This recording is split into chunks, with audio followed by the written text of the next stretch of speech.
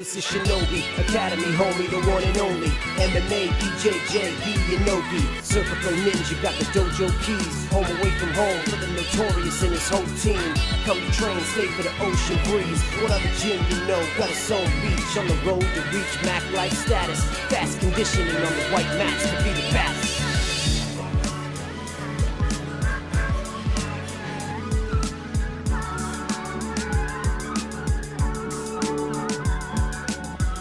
Shinobi vlog.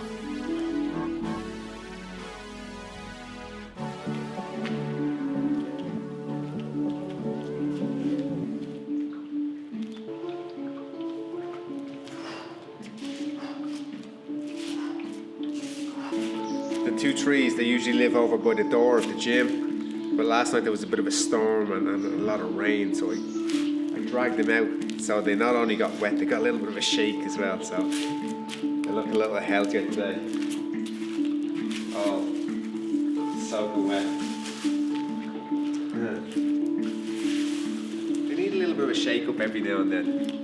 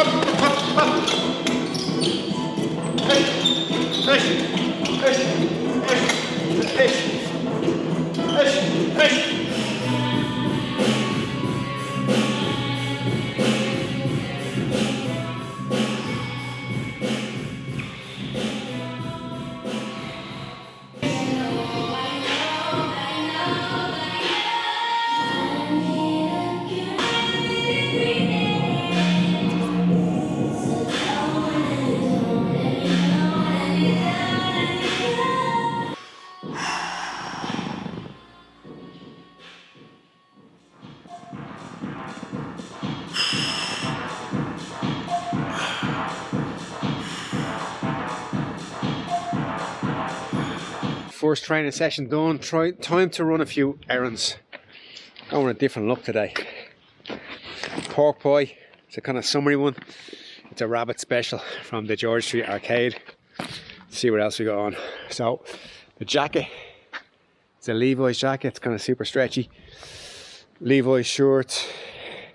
Golfing pants. UFC socks. And then the free box. This thing, right? I'm gonna do a whole feature on that. It's kind of like it's a man bag. It's like a sidearm. It's brilliant.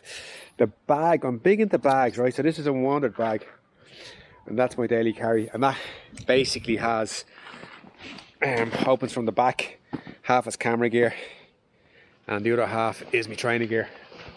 But I have a drone in it, and that basically goes everywhere with me. Been using it every day for about 1.5 years. Not a stitch on it. Now it's expensive, but that's my thing. I don't drink, I don't smoke, so treat yourself. If you have a thing, just go and buy it. And if people think that's a little bit pricey for you, well, so be it. I think it's a little bit pricey to be going to the pub every Saturday night and drinking 10 points. Right, let's run a few errands, see what the town is like, see if it's got any busier, see what the weather's like. A bit cloudy today, but it's lovely. Everybody knows you never go full retard. Now, I know a lot of people are genuinely concerned, so that's why I'm making this, to hopefully cure some of the unnecessary fear and stress. And if you are feeling that, it's because you're causing it for yourself.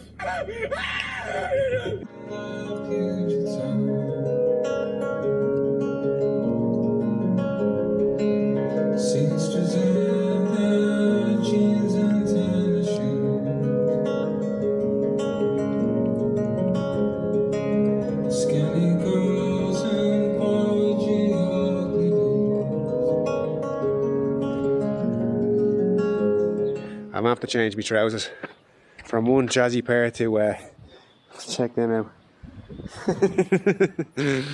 Yep. Express yourself before you wreck yourself. That's not right, is it? Just check yourself before you wreck yourself. Got the rubber out. Changed again. Well, I'm washing the bike. Can't wear the flashy gear, can you? August McGregor. So she's a little bit dirty. So it's just to keep it nice and clean, keep it always functional. A little bit of muck on it, not much.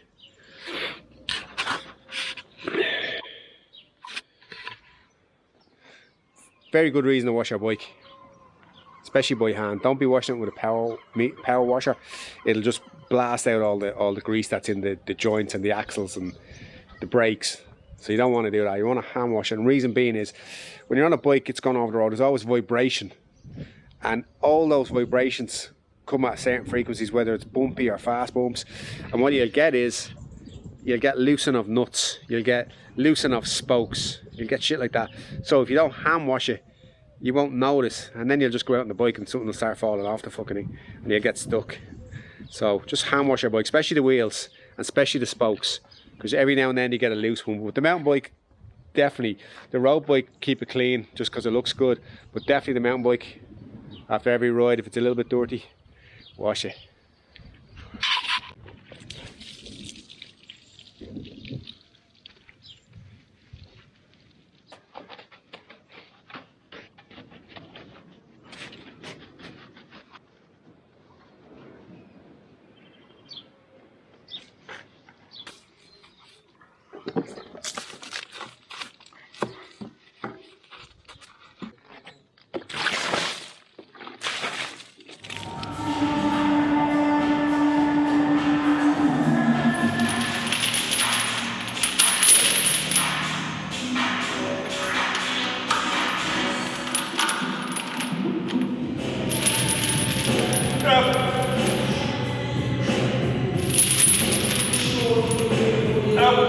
Do you always eat this late?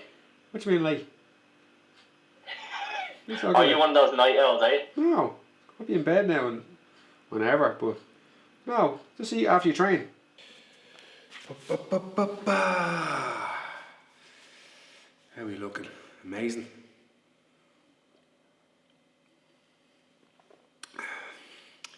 Rocking the pork pie this evening. It's a rabbit special from his hutch in Georgia Street Arcade. It's kind of like a summer hat. I know it's in black and white, but it's kind of blue here. It's got a band feather here, brown here. Pure class. Great day today. Really enjoyed today. Really enjoyed today. From the get-go, I woke up fresh. I woke up enthusiastic. Got here early. Watched the sun come up again. Mess with the weapons outside. I tell you what, that's the first time I've brought the Katana outside and been able to use it. You know, not use it, but just work with it, because I didn't have to worry about the screaming person going, "There's a madman with a sword." It's alright, lads, calm down. It's just a fucking piece of metal. But today, I started messing with stuff with draws and resheets and the underhand resheet, because normally it's kind of like hands in the same position, but I was able to bring that figure of 8 hand underneath back in. It's super tricky, because you gotta, as you spin that on that figure of 8 to catch it underneath here, I gotta now land that on the scabbard between the gap, so it lands into this gap here, like boom, and then it's gotta look beautiful. It's art. Don't forget, it's art. It's gotta look nice. So I was super happy that I kind of got that. And it's 10 years since I started messing with that stuff. The butterfly knife has got me back into this. Really has. Small circles, figure of 8s. Ksari's the same, Longbow's the same. It's all small circles. Start off with big fat technique, end up with a beautiful little piece of art at the end.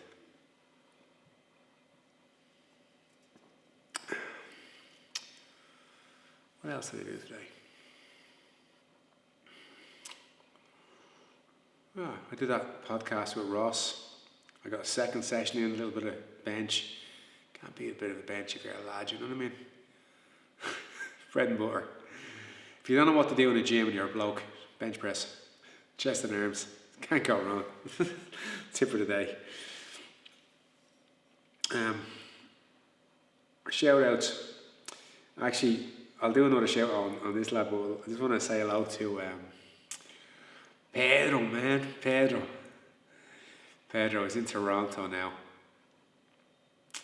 I met Pedro in Thailand, and I went over to Chai Ai Gym in Chiang Mai with Fat Dave Pompui in 2007.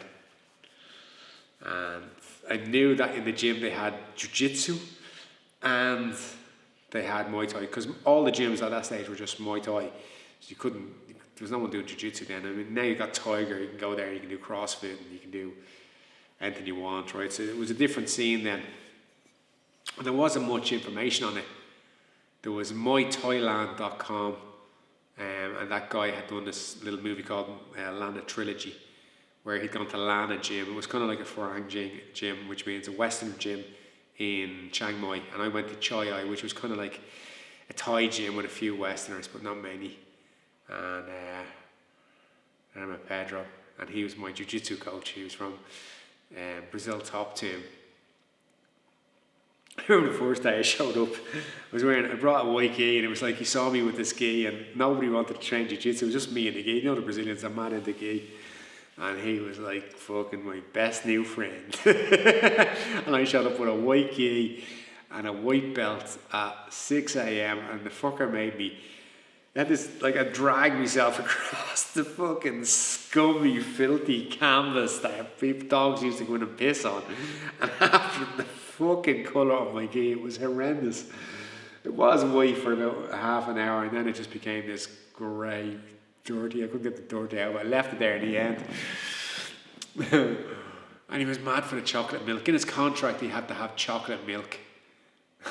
And one day, Tim did get him chocolate milk, and I went to get him chocolate milk because he was throwing a hissy fit.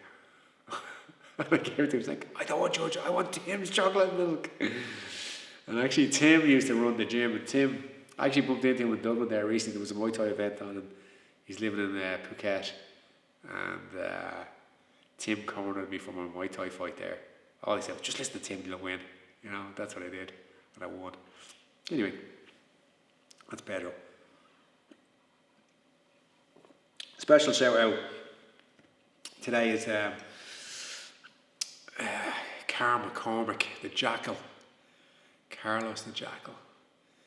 And I met Carl in 1995. I would have met him first. We used to go to a nightclub called The Kitchen. It was owned by U2. They used to own the hotel there in Temple Bar. And in the basement there was a bar called The Garage. And then in the basement there was a club called The Kitchen. It was a real kind of cool place to be. It held about 200. It was a real small little pockets everywhere, low ceiling.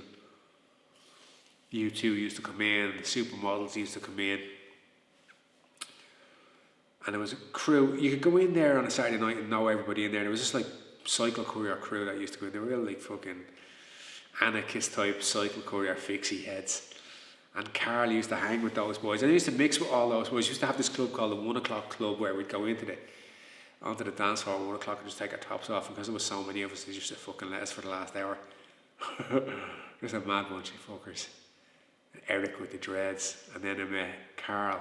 Carl had dreads at the time, but we didn't kick it off, me and Carl. We just kind of like, he was kind of aloof, and we never really spoke. Whereas the rest of the courier boys were all like tight, you know, and he was just this dude that just was on the outskirts, but really didn't put his foot in. So I was kind of like, never really vibed with him. The next time I came across him was about 3 years later. He started ninjutsu. And he'd come down and we kind of recognised each other. I don't know if we recognised each other or what. Anyway, if we figured it out that we knew each other from then, we would have, because that would have been a short time. And then we start kind of training together, hanging out, and then we start working doors together. He used to work in the Temple Bar Music Centre with me, and a few nights up in Cocoon with me. But the music centre was great. It was just chaos. You never know what you were going to get. And he came to Thailand with me in 2009 or 2010, something like that. About 11 years ago, I think it was 2010, 9. And like, I like to go at a fast pace, and I like to just go at it. And he came and he stayed the pace with me. Like, we got to Bangkok the first night, we went out drinking. Then we went to the fights in Lumpini. And he was just into it, you know? And it just makes me go even harder then, do you know that kind of way? Like, when I want to go, like, I drop my bags and I am gone. If I get to a new city, it doesn't matter what time it is, bags down and I am gone. I just want to go out and soak it all up. And he stuck at it and he came with me and he just kind of like up for it as well. And my sister had gone down to Koh Phangan, and she was living in a jungle off the grid. And my mother was a bit worried about her, and she asked me to go down to see was she alright. So Carl came with me, so we got 2 planes and 2 boats and floated in. And there my sister was at 2 o'clock in the afternoon with face paint on her, hugging trees. And we lived in our tree house. I say tree house, it was just a fucking floor with a roof and no walls. You had these roll down plastic things. And the shower was outside a hose that was up on a tree. And that was it. But it was great. Carl got destroyed by the mosquitoes. So much so I thought I might get hospitalised. I never saw so many bites on one person. He just didn't react very well to it. But he fucking never complained for a minute. He's just a solid fucking cunt. Great guy. Great guy. Always had your back. And he's been over here a few times. And he's just someone I vibe with, you know, like we're into the same kind of tunes. He used to be a punk. He's a deep thinker. And we're very alike. I think that's probably why we didn't get on at the start. Same thing as Max. You kind of, sometimes you see the resemblance of yourself and people and you don't like what you see, but it's you know. He's still a dear friend of mine now. I only saw him there recently when I was over, and it's just, he's one of those guys that you can tell him it and he's not going to judge you on it, you know what I mean? He's not going to give you advice on it, he's just going to listen to you, and he's your friend, so he's going to back you. You know, and that's what a real friend does. A real friend backs you, even if it's not the right thing. It's just he's with you all the fucking way. And if you make that decision, well, he's going to go with you. And that's Carl McCormick. He's a solid, staunch fucker. Love him to bits. Here's to you, Carlos. Now, tomorrow. What am I going to do tomorrow? Well, I was thinking of going to Monchique and riding the mountain bike. I'll see what the weather's like. Because Monchique is like the highest, it's like a hill range. It's got its own climate almost. It's always cloudy up there. So I'm going to drive the car up, throw the bike in the back, see if I don't get stopped or arrested on the way. And there's a spot, if I can remember where the fuck it was, because I went once with Kieran. We went up and there's I thought Monchique was the name of the hill. It's not. Monchique is the name of the town. And there's two mountains. One to the right and one to the left. And the one to the left is higher and bigger, but it's like a shitty fucking mountain bike. And it's good for downhilling with a full face mask. And you like going over rocks and stuff. I don't. It sounds like you're going to murder yourself. But this other one over to the right, long ass climb. Then a nice descent. At the very top there's this kind of like rocky bit with this lookout tower. It's kind of like a load of scaffolding pipes thrown together with a tower on the top, a little room on the top, shaky as hell in the wind. But then there's this descent and then it goes into single track, and the last kilometre is just like send it. And like I've got a bit better at descending now since I went there first. I'd be interested to see if I've got a bit more ballsy, and with the dual suspension bike I think I will be. So I'm gonna go, if it's not lashing because it's meant to be raining, but if it's alright, if it's okay like today, definitely gonna do it. The other thing I noticed as well is I've become more jazzy with the dressing, you know, with the dress sense and dressing up, making a bit of an effort, making a bit of a kind of like, you know the way like on certain days, like it's Friday night, we're dressing up, we're going out. I've just decided this every day is Friday night and not be sloppy with it. Get up, if I'm going out the door, I'll be sloppy in here, I'll be in my little cash, you know, my little loungewear. But if I'm going outside, I'm going to make a fucking statement. That's what I'm going to do. And make a fucking entrance. Because I think we need that. We need a little bit of an entrance every now and then. So that's it. Hope you had a good day. Let's do it again tomorrow. Until then, #Rafter. We are all one. Hare Krishna. You should say Hare Krishna to people. Just for the fucking fun of it. You know what I mean? Doesn't mean that you're a Hare Krishna, but it's good vibes. Just good vibes. Alright? Till the next one. #Rafter. Rafter.